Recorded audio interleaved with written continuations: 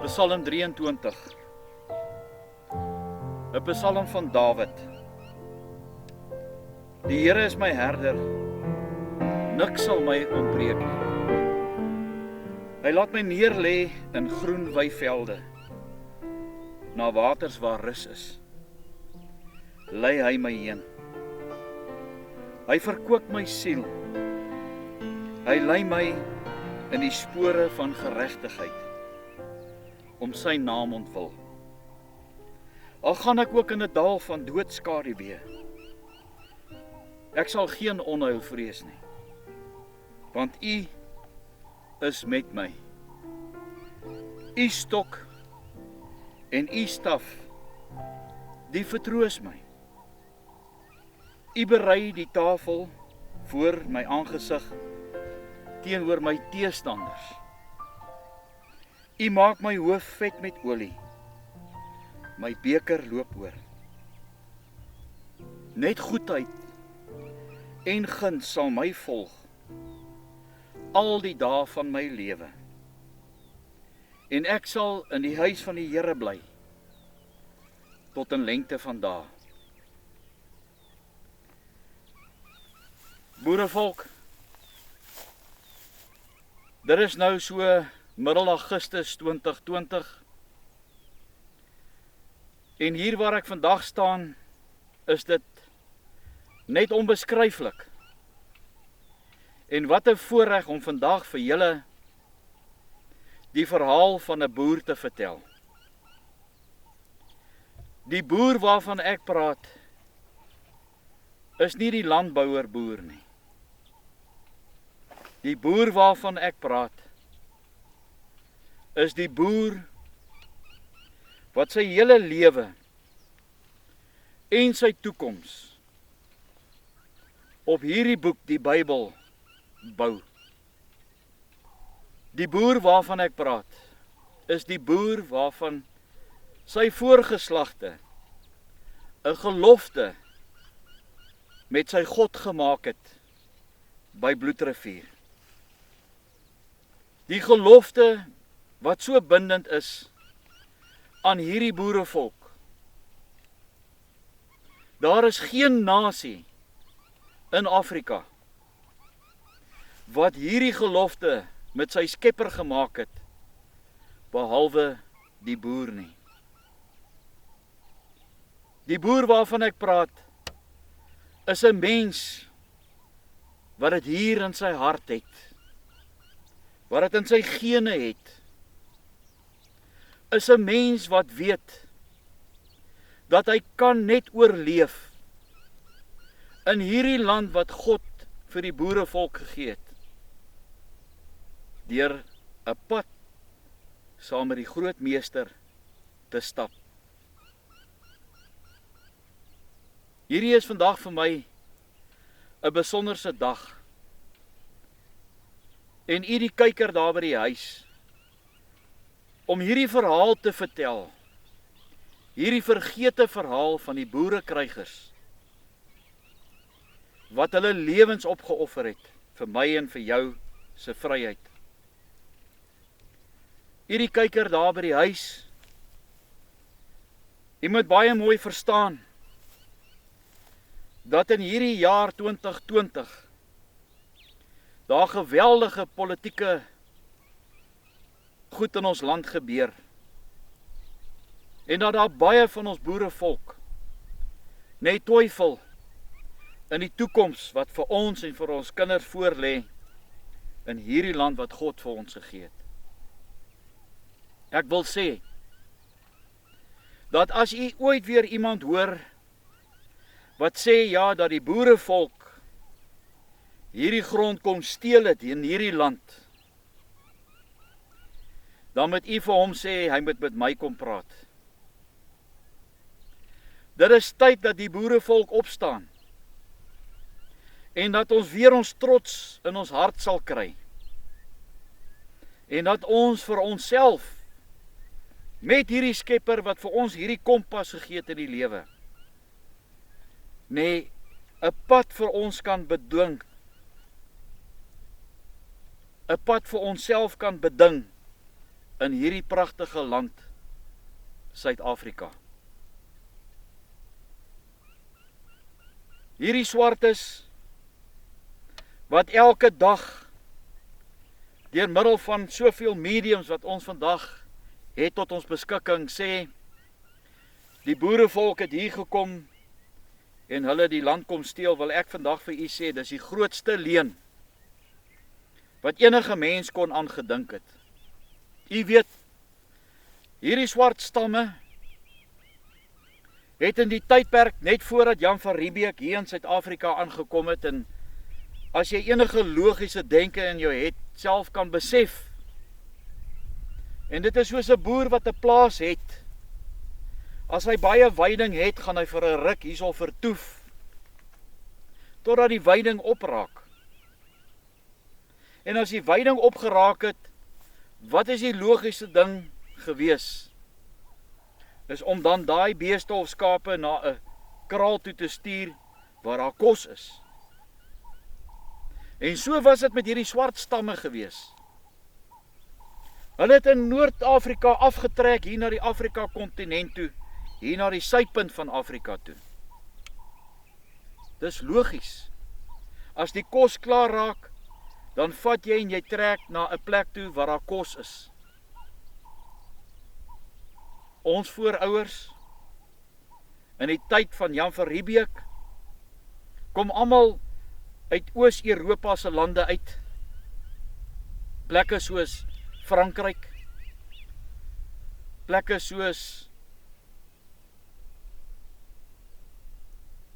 Italië, plekke soos in die Russiese kontinent, het hulle almal afgetrek, want daar was 'n verwoesting gewees onder die mense in daardie gedeeltes van die wêreld. Ek wil nie veel hamer aan die geskiedenis nie. Ek glo dat u dit by hierdie tydstip van u lewe ook nogal redelik ken. En totdat Jan van Riebeeck in die Kaap aangekom het hierdie mense almal saamgekom en hulle het vir hulle self 'n nuwe toekoms gesoek. 'n Nuwe toekoms waar jy vry kon gewees het. Waar jy saam met jou eie mense om 'n tafel kon gesit het, planne te beraam. Mense wat dieselfde ideale gehad het, wat geglo het soos ek en u. As u weer mense hoor wat sê die boerevolk het hierdie grond kom steel, dan moet u vir hulle sê hulle moet met my kom praat. Dis die grootste leuen van hierdie jare 2020. Met die verdrukking wat die boerevolk gehad het in die tydperk in die Oos-Kaap in die 1800s, het hierdie boerevolk besluit, mense wat dieselfde geloof gehad het, mense wat gevoel het soos ek en u, om weg te trek, om nie onder verdrukking te staan nie. En so het hierdie boerevolk van die Oos-Kaap af al hoe meer na die binneland toe beweeg. En wat het met hulle gebeur? Elke keer was hulle aangeval deur hierdie swart stamme. Of dit nou die Khoisas was, of dit nou die Zulus was, elke keer het dit gebeur, dat die boerevolk, die trekboere wat weggetrek het uit die Oos-Kaap uit, aangeval was deur hierdie swartes. Die logiesste ding vir enige persoon, as hy aangeval word, is om homself te verdedig. Dit het naderhand in 'n mate so erg geword, dat die boerevolk nie 'n keuse gehad het nie. En ons is vandag weer in hierdie pad. Ons het nie meer 'n keuse as om weer ons knie te buig voor die almagtige Skepper, dat hy vir ons 'n paadjie in die toekoms weer kan uitlê nie. En toe gebeur dit. Na die moorde by Bloukrans, waar babiekies aan hulle voete gevat was en doodgeslaan was teen Ossewa wiele, kon die trekboere nie meer, of hulle het nie meer 'n keuse gehad, as om die almagtige Skepper te vra, dat hy die vyand in hulle hand sal moet gee nie. En dit was so, die gelofte van 1838 is so by Bloedrivier afgelê. Jy weet, dit is eintlik ongelooflik, hier waar ek nou staan in die Vrystaat, die stilte, en die natuur wat jy het, en jy hoor die voëls, dat die Here dit so bewerk het, omtrent 2 maande terug, kyk ek toevallig op Facebook, en ek sien 'n jong mannetjie hierso van die Standerton omgewing, Werner, sit 'n boodskap aan, dat hy by 'n baie geskiedkundige plaas was, en dis die plaas waar die baie bekende fees van die ongenooides verfilm is. As jy nog nooit fees van die ongenooides gesien het nie, dan raai ek jy aan om tog daarna te gaan kyk, want dit vertel vir u 'n verhaal van die boerevolk. Ja, ek kan ook nie met alles saamstem wat in hierdie rolprent gemaak is nie, maar dis waar ons vandag is, op hierdie terrein. En ek moet vir u sê dat ek in my hart glo dat ons Skepper vandag hierso saam met ons is. Want ek het die klein mikrofoon by die huis vergeet. En gewoonlik 'n probleem is altyd wind. Maar dit is so fantasties dat ons Skepper vandag gesorg het. Hier is skaars wind. Dis in die hartjie van die winter. Dit gaan nou somer toe. En ek hoop dat die klank baie mooi en duidelik daar by u is. Om terug te keer na die trekboere wat weggetrek het hier uit die 1800s uit die Oos-Kaap uit, het hulle besluit dat hulle nie onder die Britse verdrukking wil staan en die geweldige belastings wat hulle gehef was deur die Britte nie. En dit is waar die groot probleem vir ons trekboere in Suid-Afrika begin het. En dit is toe die Britte voet aan wal gesit het hier in Suid-Afrika. En soos wat die trekboere weggetrek het, het hulle 'n ongekende land binne getrek. Daar was niks. Die eerste toneel waar jy sien waar ek so deur die veld gestap kom, so het dit gelyk. Wat het daai boer aangespoor om sy vryheid te gaan soek? Wat het daai boer aangespoor toe hy by 'n plekkie kom soos hier waar ons in die Vrystaat is, om 'n lewe weer daar te begin? Toe hy die land binne gestap het en die veld gesien het, het hy die potensiaal gesien om daar waar hy gestaan het te sê, dis hier waar ek wil bly. Dis hier waar ek my wortels wil plant. Hy het by 'n plek aangekom soos die toneel wat u nou sien. Daar was niks. En so het hy gegaan met die bietjie goed wat hy by hom gehad het in sy Ossewa. Of die perd wat hy gehad het, wat dalk 'n paar gereedskap saam gehad het. En so het hy dalk 'n boom gaan afsaag, 'n paal geplant, en so het hy vir hom 'n klein huisie gebou. Moontlik was dit in daai omgewing dat daar wel 'n boer was voor hom, dat hy na die boer toe gegaan het voordat hy 'n boom daar geplant het, net om seker te gaan maak dat hy nie iemand anderste se grond vat nie.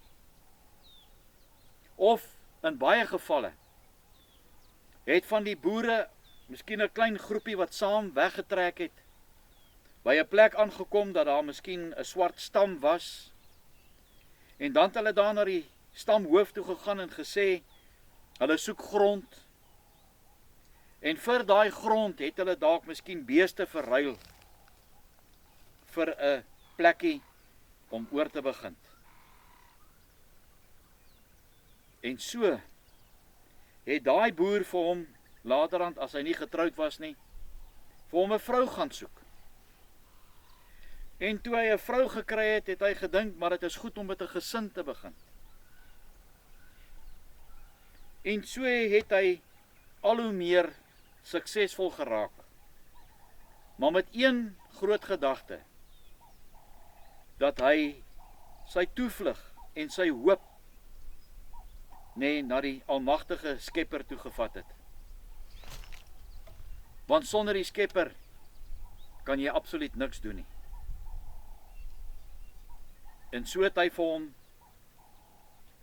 met die onderhandelings en met die verkoop van beeste en die ruilhandel, het hy vir hom 'n mooi woonhuis gebou. En hy het in vrede gelewe met die swart stamme in sy omgewing en met die mede plaasboere wat daar was. Hierdie dokumentêr gaan oor die boerekruisgevangenis.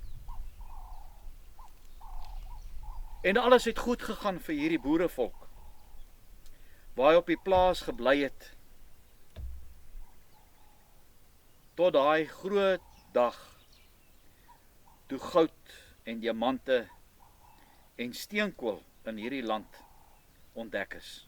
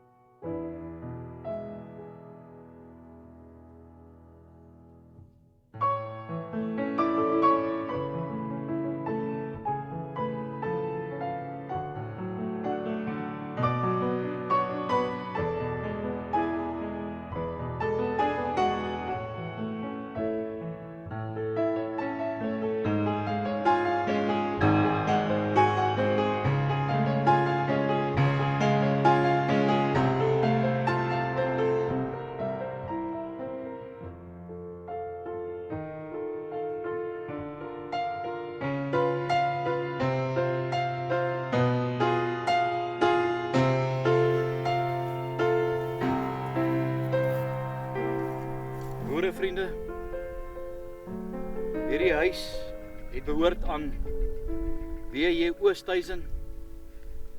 Bo op die stuk sement staan daar 'n datum 1907.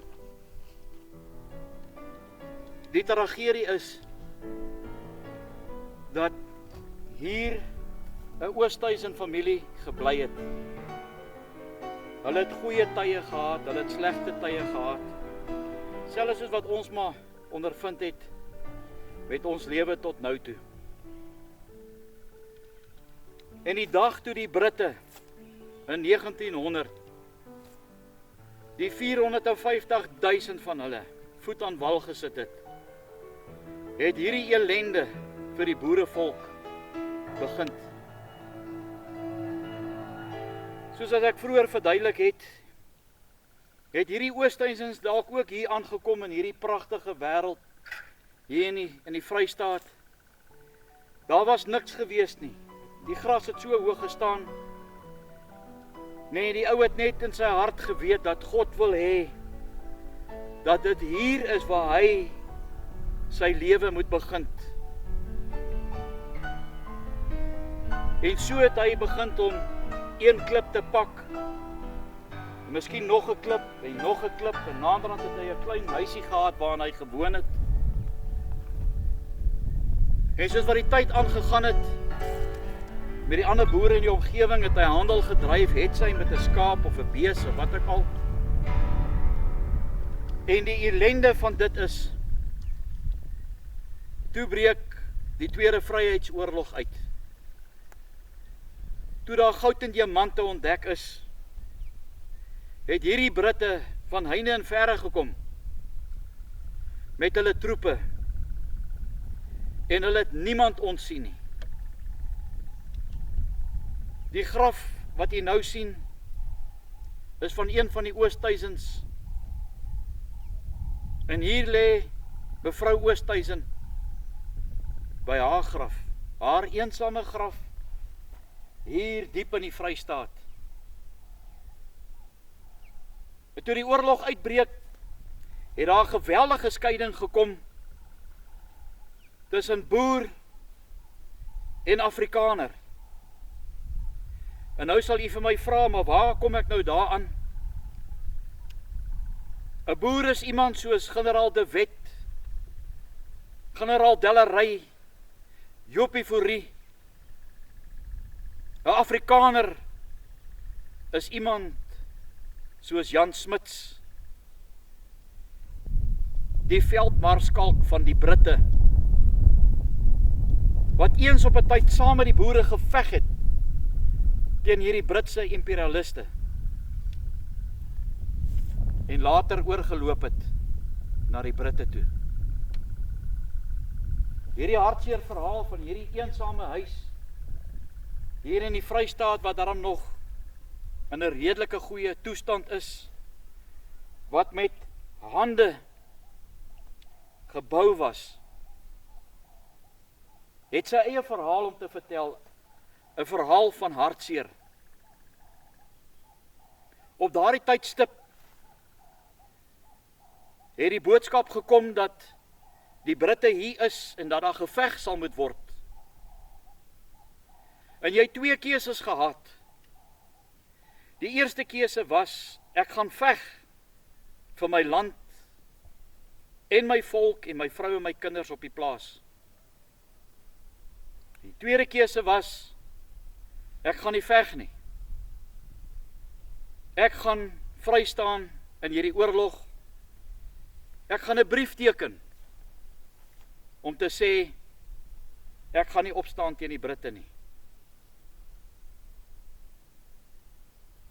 Die Britse imperialiste is die groot oorsaak van hierdie volksmoord wat hier in hierdie land gepleeg is. Gaan jy nie veg nie, was jy onmiddellik verklaar as 'n joiner. En gaan jy veg, het jy 'n boerenasie gehad wat agter jou gestaan het.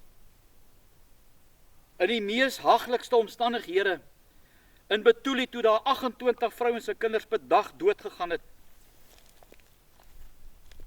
vir 2 weke lank, het daardie vrouens, daardie dapper boerevrouens briewe geskryf en gesê, my man wat op kommando is, moenie ophou veg nie.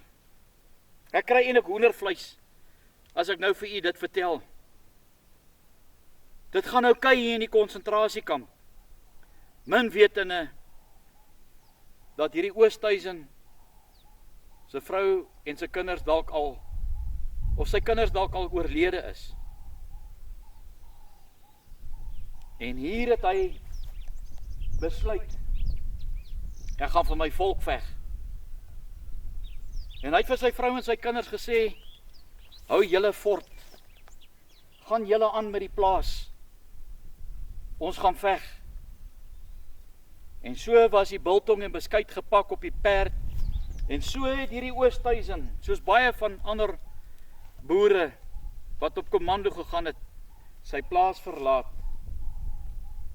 Die dag toe hy hier afskeid geneem het van sy vrou en sy kinders, het hy nooit 'n waarborg gehad dat hy gaan terugkom nie. Maar hy het nog geglo dat God hom sal veilig hou. En so het hy sy plaas agtergelaat en hy's weg. So het die 6000 boere kruisgevangenes op Sint Helena ook besluit vir volk en vaderland. Wat bitter koue nagte gehad het in die veld. Daar het hulle nie kos gehad nie, ook nie water nie. Hulle moes die heeltyd versigtig gewees het dat die Britte hulle nie sien nie. Anders sou hulle geskiet word. Maar hulle het nie geskroom om vir hulle volk op te staan nie. Hoekom het hulle nie geskroom om op te staan nie? Want is in jou boerehart. As jou boerehart wakker klop en warm klop, sal jy alles opoffer. En hier staan hierdie eensame, toegegroeide plaashuis. Ek sal nou vir u die datum wys. Die verskriklike hartseer wat daarna gebeur het is, dat baie van hierdie boere op kommando doodgeskiet is. Dat die Britte die hele Suid-Afrika vervuil het. Van Kaapstad af tot reg bo in die noorde. Waar ek nou staan was hulle in Barberton gewees. As jy nou noord gaan, dan gaan jy Pietersburg toe. Hulle was oral. By die plase aangekom, die eerste goed wat hulle gedoen het is, hulle het alles opgevreet wat hulle kon gekry het. Die mees waardevolste meubelstukke het hulle stukken geslaan. En hulle het al die kos opgeëet. En dan was daai vrou en daai kinders 2 of 3 minute gegee om te sê, pak, julle moet konsentrasiekamp toe. Ek kan nie myself indink nie die verskrikking wat daai kinders moes beleef het, toe hierdie volksvreemde mense hier aangekom het, en dit kom doen het op die plase nie. As jy 3 kinders gehad het, wat het jy gevat konsentrasiekamp toe? Het jy kos gevat? Het jy klere gevat of het jy medisyne gevat? En terwyl hulle in daai verskriklike toestand op die ossewaans, die wat gelukkig was om met 'n ossewa na 'n konsentrasiekamp te ry. En terwyl hulle daar gestaan het die Britte gegaan en hierdie huise, hierdie pragtige plaashuis wat jy nou sien, aan die brand gesteek. Dit bring trane in my oë, as ek dink die volksmoord wat hierdie Britte hier kom pleeg het in Suid-Afrika. En so is oor die 60.000 boere se plase afgebrand. En na die groot neerlaag by Paardeberg, waar daar oor die 4000 boere moes oorgegee het, saam met nog 'n boereverraaier, generaal Cronje, het daai boere 'n ontbering gehad, wat nooit vergeet moet word nie. Net so erg as die volksmoord wat gepleeg was met 38.000 boervrou en kinders in 126 konsentrasiekampe in Suid-Afrika. So het hierdie boere op kommando 'n verskriklike tyd gehad. En daarom is dit so belangrik dat hierdie verhaal vir u vertel moet word. Soos dat ek vandag hierso staan, en met die goedhartige skenkings van donasies, van u wat dalk hier na hierdie dokumentêr kyk. Dis nou Augustus, die middel Augustus 2020, het ek sover R12.000 ingesamel. Dit kos R18.000 om Sint Helena toe te gaan, maar ek glo dat die Skepper in beheer is en dat hy sal sorg dat hierdie dapper verhaal vertel sal word.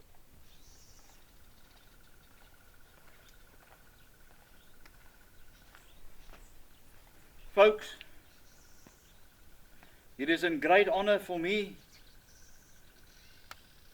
to tell you about this documentary we make about my people, the Boer people of South Africa, that were killed so innocently by your British Empire in the First Anglo-Boer War and in the Second Anglo-Boer War.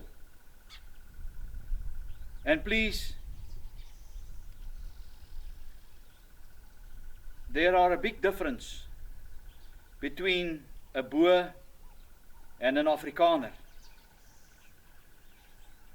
The Boer people who fought in both wars, the First and the Second Anglo-Boer War, never was there a talk that we are talking about the Afrikaans Anglo-Boer or the Afrikaans Anglo War. We are talking about the Anglo-Boer War. Just to show you, like many farms today in South Africa that are standing empty, this is a typical Boer farmhouse. This farmhouse has been here since 1907, just after the Second Anglo-Boer War. And there's a story to be told to the world. And this story must be told to all of you people around the world what the British did here in South Africa over 120 years ago. On this farm, which is in a province in South Africa called the Free State, one of the two Boer republics, the other one was the Transvaal, lived a happy family. When the Boer people were living in the Eastern Cape, under the rule of the British Empire, who taxed them to death, they decided they can no longer stay under those conditions. So they have moved from the Eastern Cape, which is about 1,400 kilometers from here, to the inland of South Africa. When they arrived here in this particular area, and the story goes around that the Boers came to steal, the land, it's the biggest lie that was ever told for the people all over the world. The Boers never stole any land from nobody.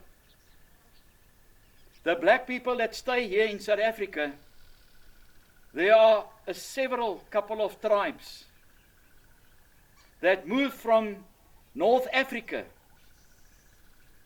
back to South Africa. And the reason may be that if you have no feed left for your cattle, what do? You move on. And same happened with our previous ancestors. They were all from France, Germany. They moved from those countries because they were persecuted as Christians. And they moved to South Africa.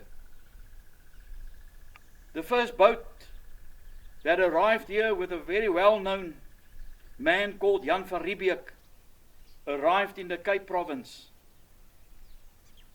And they built a castle. But as the population grows, A lot of people like me and people who are thinking like me decided, let's go inland. Let's go and produce goods like vegetables, etc. for the population. And when those farmers called trekboere, trek farmers, arrived in places like this, there was nothing. It was what you see now, long grass. There was totally nothing. But because we Boer people are Christians, we love our God, we love our land, they started from scratch to build a small house. Later on, when they moved and they came across a black tribe, honestly, as we are as Boer people, we go and see the chief or the head of the tribe, and we try to either sell them some of our cattle or some of our goods that we have for land. The Boer people lived in harmony with all these tribes. But also, in your country, where you stay, if you are forced by other nations that are killing your people, the simple thing is that you will stand up and that you will fight back. Wherever our Boer people moved from the Cape Province, inland, we were attacked by the Xhosas, we were attacked by the Ntembeles, we were attacked by the Zulu tribes of Natal. And so on, the wars just kept on going. The Boer people never ever wanted to fight any tribe. We want to live in harmony wherever we went in South Africa. But it got to a stage at Bloukrans, which is in the Natal province, where these trek farmers one night were attacked by a Zulu tribe, and over 300 of them were killed. They were slaughtered. Young babies were taken between their 2 feet and slashed against the ox wagons. And same in your country. You will get to a stage where you will say, enough is enough. These farmers, these trekboere, decided that they must make a vow to God, which they did. Yes, if this old farmhouse can tell its story to us, the people that lived here after the Second Anglo-Boer War, I'm sure we will be told stories that we won't believe. But getting back to the trekboere, after their trek was slaughtered at Bloukrans, they made an oath to God at a place called Blood River. And they asked God to give the Zulus, which have killed them several times on their trek, give them the victory. They will put this day, which happened on the 16th of December 1838, they will make it a Sunday.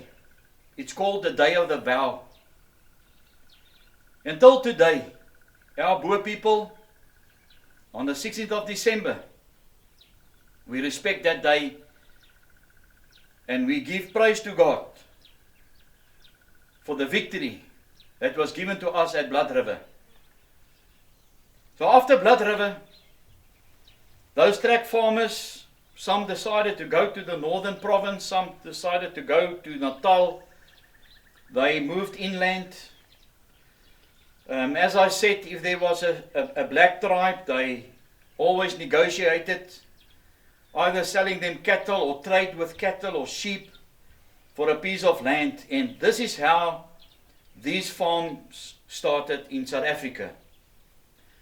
The story that are told to you people overseas that the Boer stole land is the biggest lie. And today that story must stop. And I'm sure that those British Empire that fought against the Boer people realized that we are good, loving, normal and kind people. But if we are pushed to a corner, I'm sure your British people can tell what happened.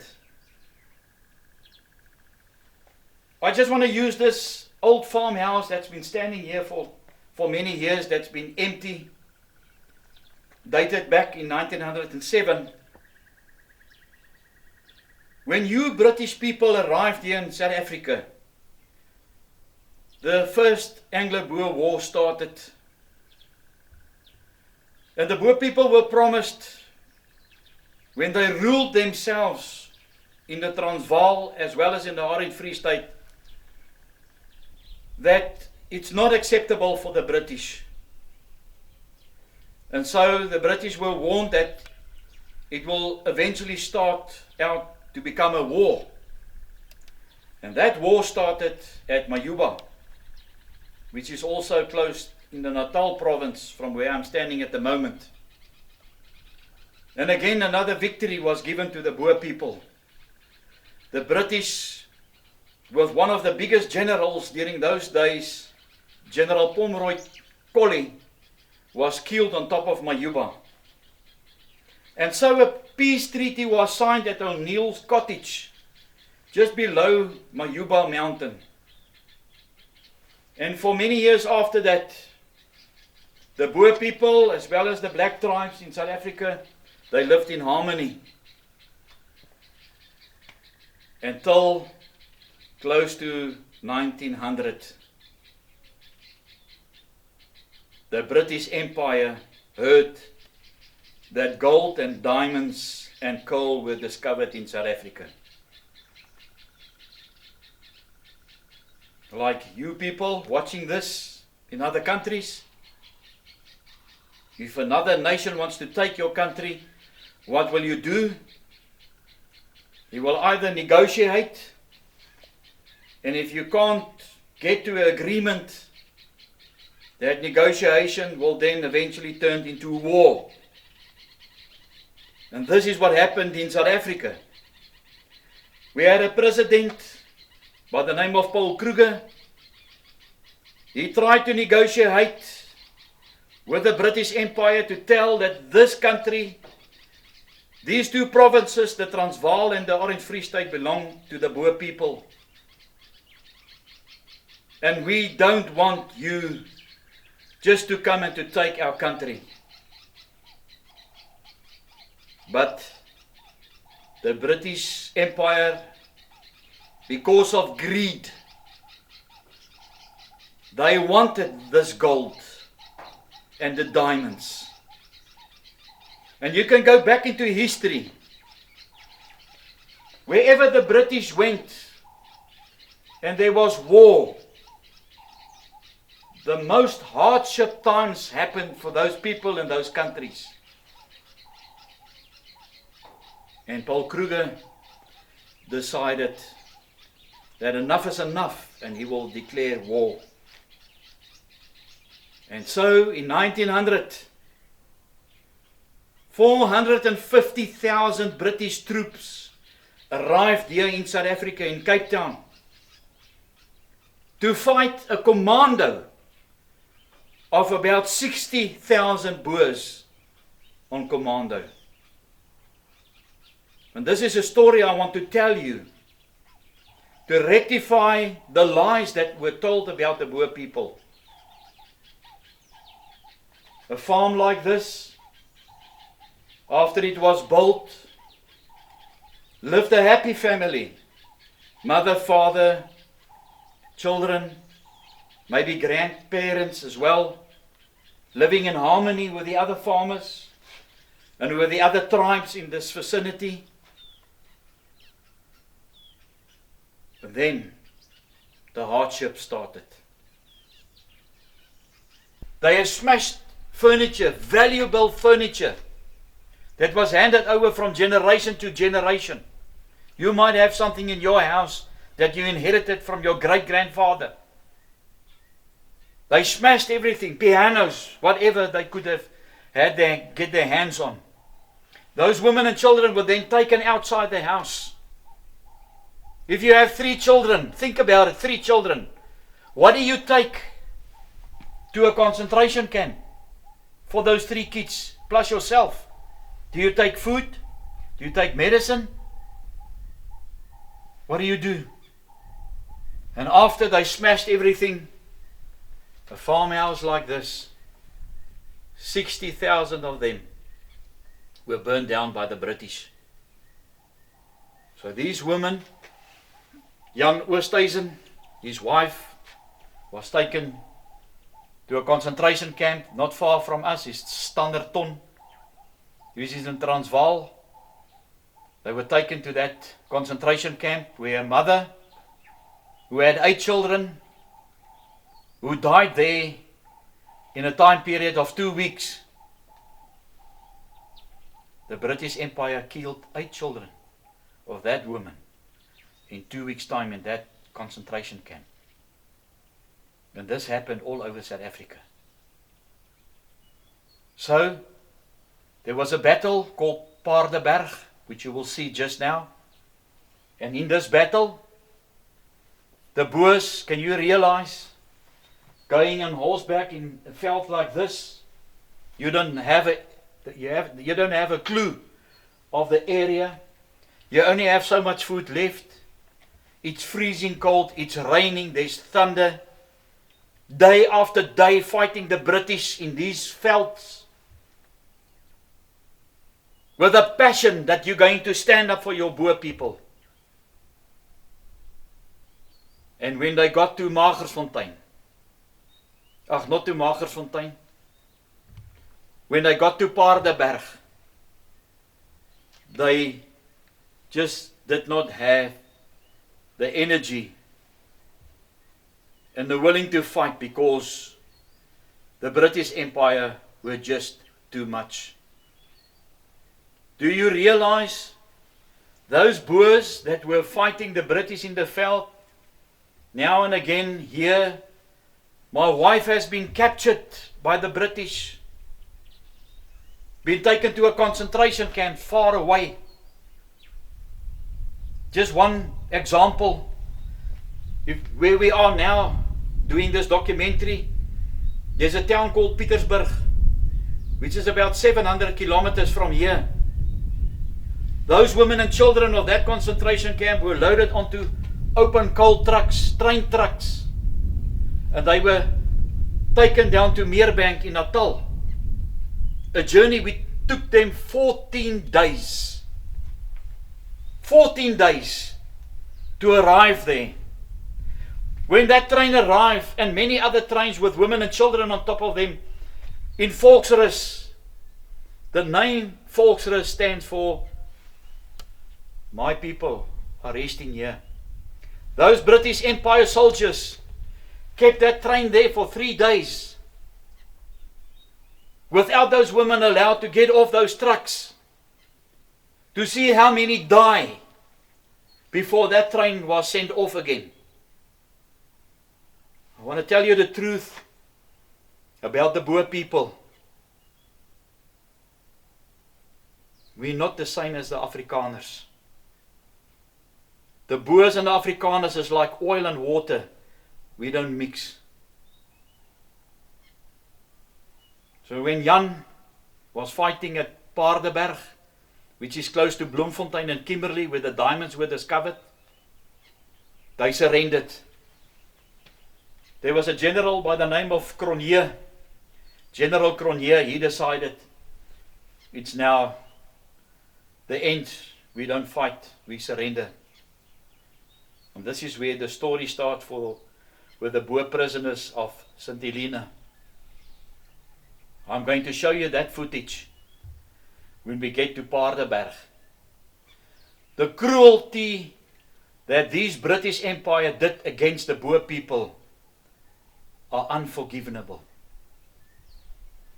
Even today, we as Boer people, we suffered.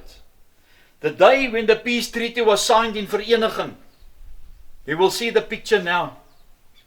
We were promised that the two Boer republics, the Transvaal and the Orange Free State, will be given back to us. It was never done. If you hear again of Boers, I think you must show a bit of respect.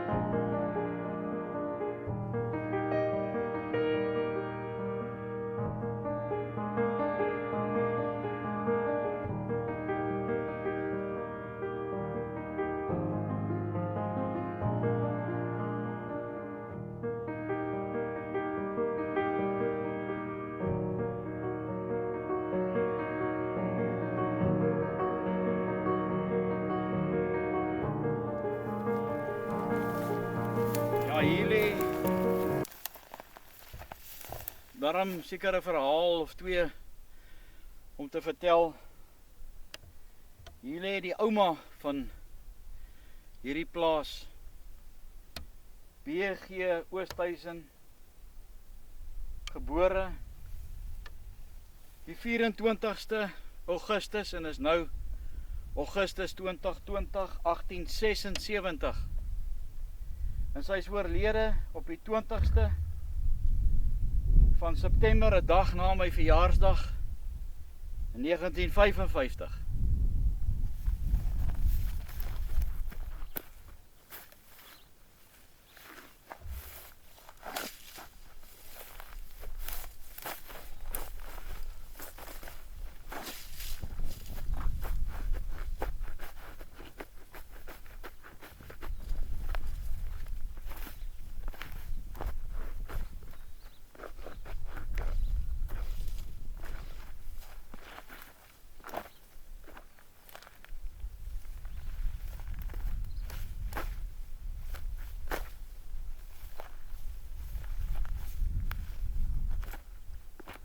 Rekord maar eers, want net as jou recording tyd verby.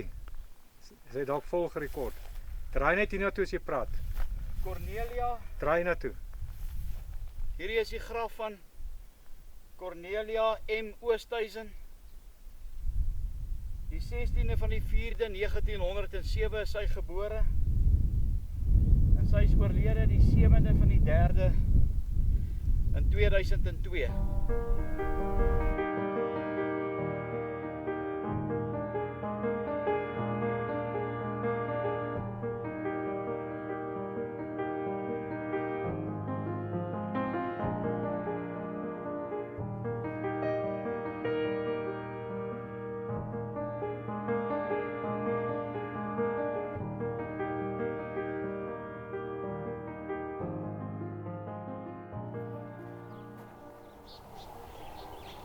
Ja, vir ons boerevolk is dit 'n hartseer verhaal om te dink hoeveel van ons mense het gesterf onder die Britte se hande.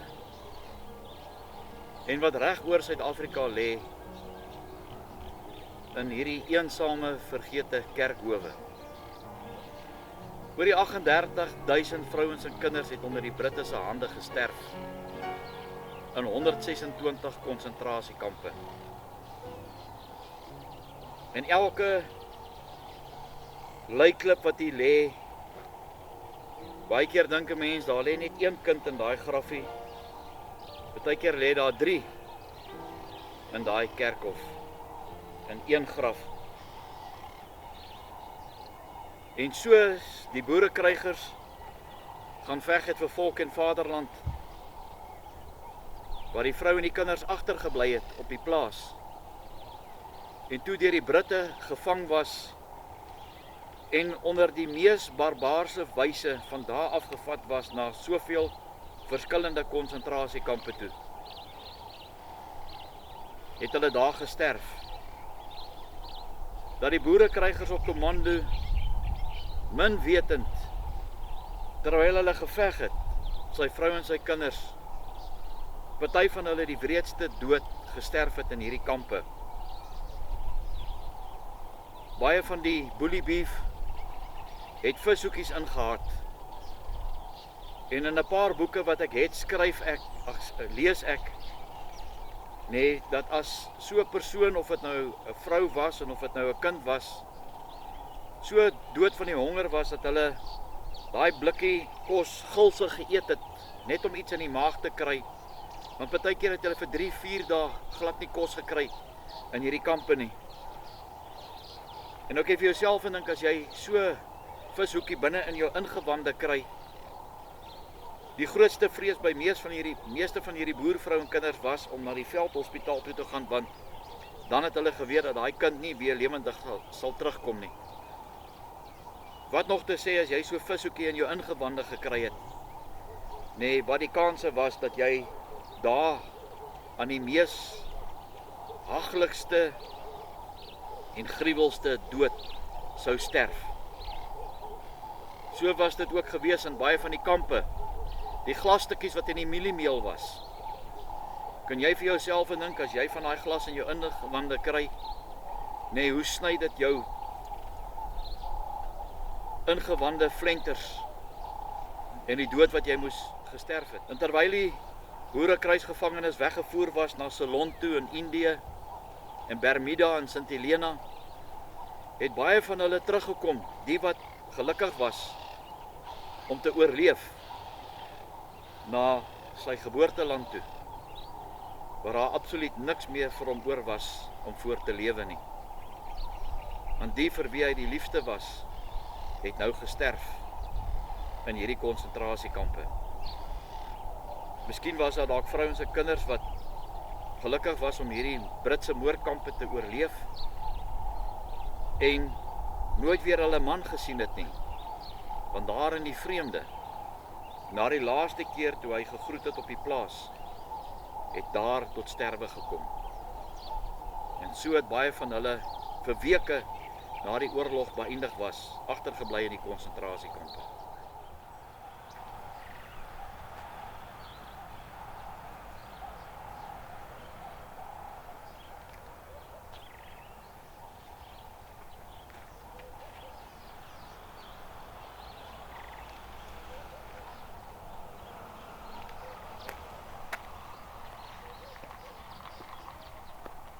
all you British people and citizens wherever you are in the world, this is a sad remembrance of what your British ancestors did here to our Boer people in South Africa.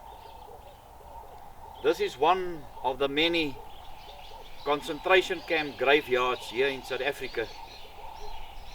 And on this particular tombstone are the names of 8 children who died here during the Anglo-Boer War. This specific murder camp of the British was about 2 kilometers from here to the Vaal River, where the actual camp was. Now it's middle August, and if you ever wanted to get cold, you must sleep next to a river in the winter. And sometimes it's -9 degrees below zero. And this woman, Mrs. Swart, was captured on a farm about 60 kilometers from here. She was brought to this concentration camp as many of the other women and children.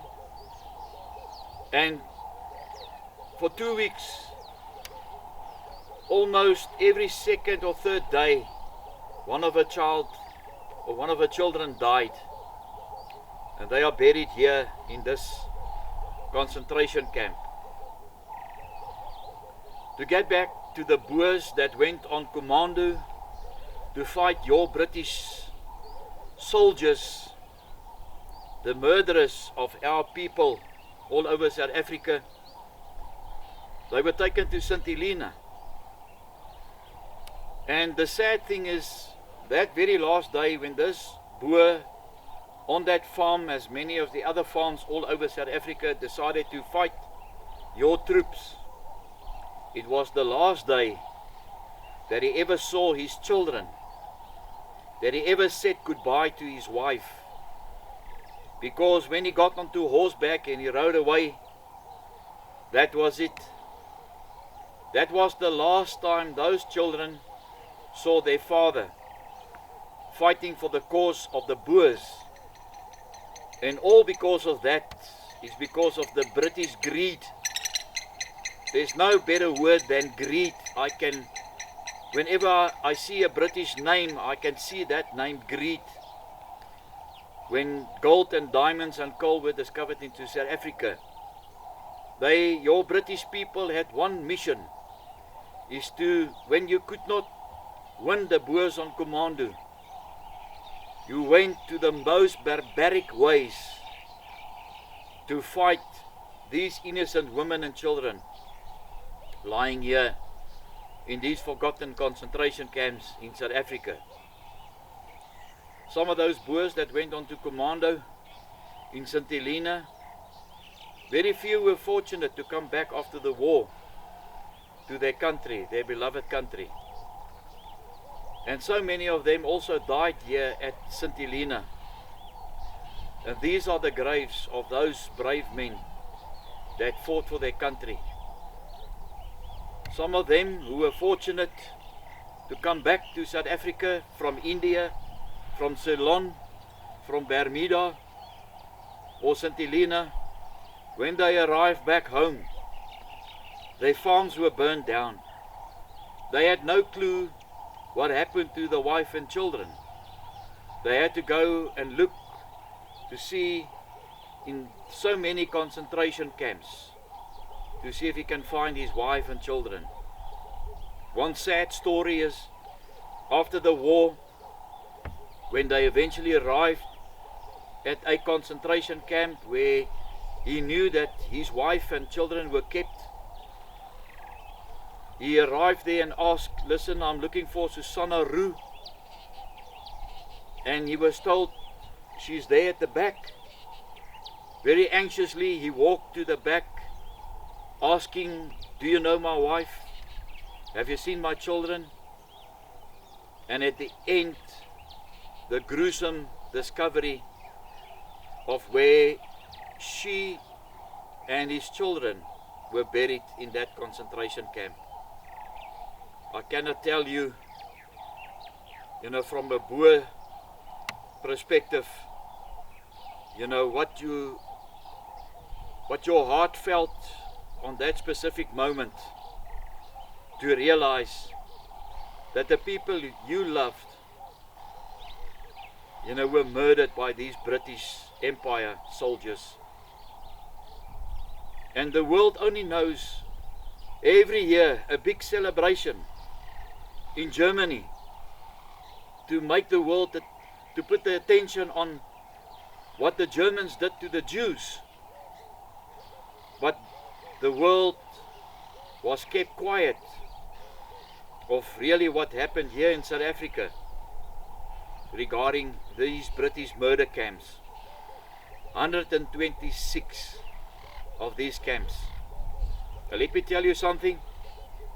In 1900, there were 450,000 British troops arrived in Cape Town to fight a small force of 60,000 Boers on commando.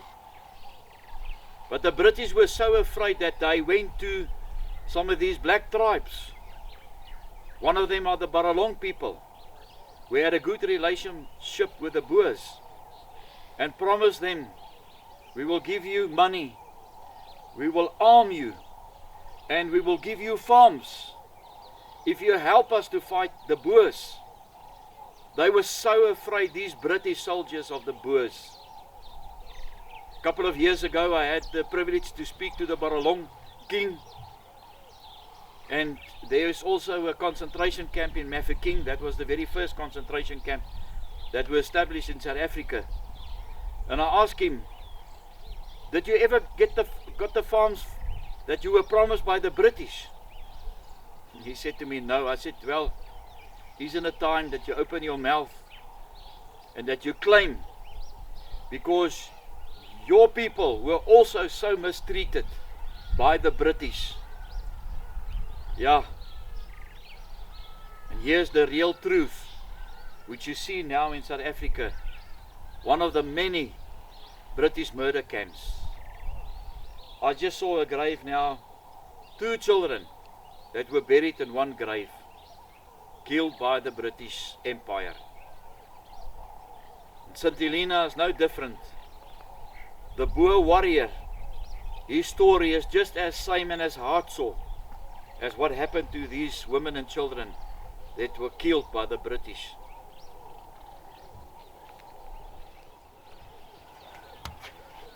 Hierdie is die Standerton se konsentrasiekamp Kerkhof. Nou, 'n hele paar jaar terug het ek die eerste opname gedoen oor hierdie Britse moordkamp hier in die Vrystaat.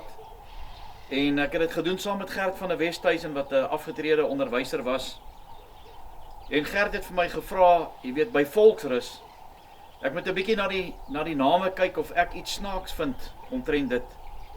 En ek het na die gedenkmuur se name gekyk en ek kon nie eintlik iets agtergekom het nie. En toe sê hy vir my, maar kyk net bietjie na die verskillende tipe vanne wat daar is.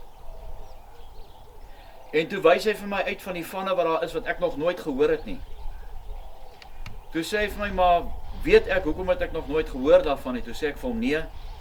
Toe sê hy, want in baie van hierdie konsentrasiekampe is daai familie heeltemal uitgewis. Met ander woorde, hulle stamboom het hier tot niet gekom. Die boer wat gegaan het van daai familie, die pa, is dood op kommando. Sy vrou en sy kinders was die laaste nog van die van wat hulle gehad het, en toe het hulle gesterf, jy weet, in die konsentrasiekamp. Just want to say that in many of these British murder camps, you will find all the names of the Boer people. In this specific camp, there were 855 that are buried here. And what is so sad is that some of these surnames are well known to me, but some of these surnames here I've never heard. And after the Second Anglo-Boer War, I have never come across that particular surname again. And the reason is that woman with her children who carried that surname died in that Pacific concentration camp. And that whole family that generation was stopped right there. So from there on, there will never ever be a surname like that. Yeah, it's sad. But one day is one day that those killers of these women and children are going to be reckoned with. They are going to give answers because of their greed, why they have done an atrocities like this to innocent women and children.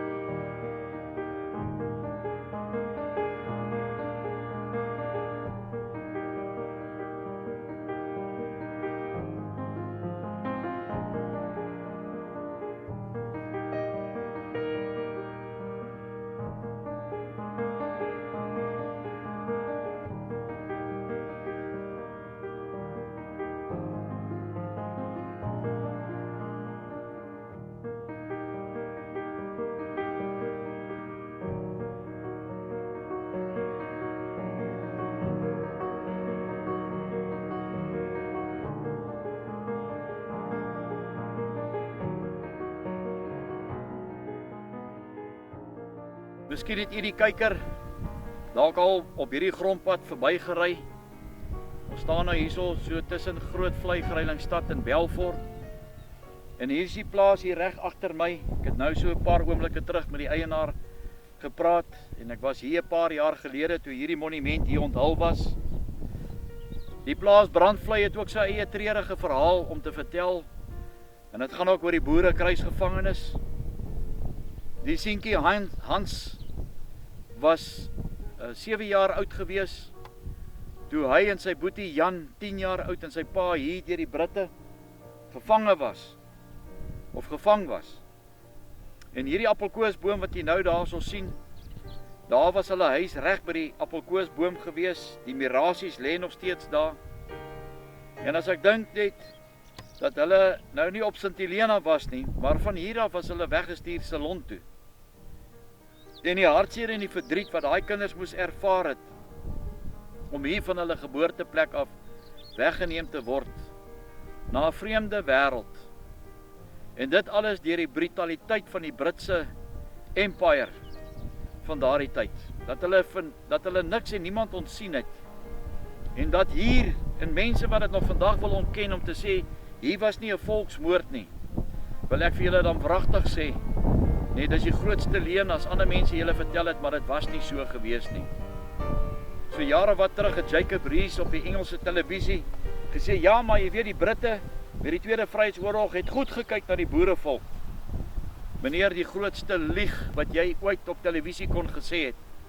Julle het so goed gekyk dat daar 38.000 vrouens en kinders in julle eie Britse moordkampe gesterf het. Dan praat ek nie eers oor die boerekruisgevangenes wat gesterf het op ver afgeleë plekke nie. Maar ons bring hulde aan al daai boereseuns onder 15 jaar, wat gevang was teen hulle eie wil, weggevoer was na 'n land toe waarby hulle geen behul en geen nut voor gehad het nie. En so ook vir Hans van Heerden en sy pa en sy boetie Jan, wil ons net vir 'n oomblik stil staan en net dink aan wat hulle moes deurgemaak het en hulle lyding wat hulle moes gehad het die dag toe die Britte hier aangekom het, die plaas afgebrand het en hulle hier weggevat was van hulle geboorteland. I'm standing here by a plaque that was erected in remembrance of this Boer family that lived here in 1900 when your British troops arrived here with the most brutality that any person or human being can think of. When they came to capture a small boy, Hans, 7 years old, his brother Jan, 10 years old, and the father. And after they were captured, they burned down the farmhouse. The resemblance of the old farmhouse is still lying there. The brutality of the British forces that came to South Africa for a Boer like me and many other Boers are just unforgivable. The trauma that I'm sure these boys had to experience to be transported from here to Ceylon, which is thousands and thousands of kilometers, must have been an experience that you will never ever forget in your life. And so we remember also the 400 children that were kept by your British Empire at this island, St. Helena. 400 Boer boys under the age of 15 years. The brutality for me is just unforgivable, because what can a boy of that age do during the time of war? You know, it's just unacceptable. Today, in August 2020, we're now going from winter to summer. If I look at the grass and the veld, and if I can just imagine that family living there in harmony, you know, it's a Sunday today, having a lunch, whatever they had during those days, you know, living in peace with the other people around them, the other farmers. And here comes an enemy that caused so much misery all over the world, being captured by them, being sworn at. We don't know. From here, the closest place now to the sea is Durban. You know, what they had to experience to travel from here. Maybe they had to walk miles and miles to Durban. And from there, captured, put on a boat and taken down to Ceylon. It's a sad affair. And for the Boer people, till today, this story must be told to the world. Every year in Germany, you know, the so-called celebrations, what I say, are remembered every year, so that the world can take notice of what the German people did to the Jews. But nothing here in South Africa is said what the British Empire did to the Boer people, fighting a Boer force of 60,000 to the British enemy of 450,000. We will never forget this. Emily Hophouse, which might be well known to you, said in her last words before she passed away about the Second Anglo-Boer War that happened here in South Africa. To forgive, yes. To forget, never. And so this is a tribute to those Boer prisoners and the children that were caught by the British Empire and taken away from their homeland, away from their country, away from a farm, living here in peace until the British put foot on our soil here in South Africa in 1900.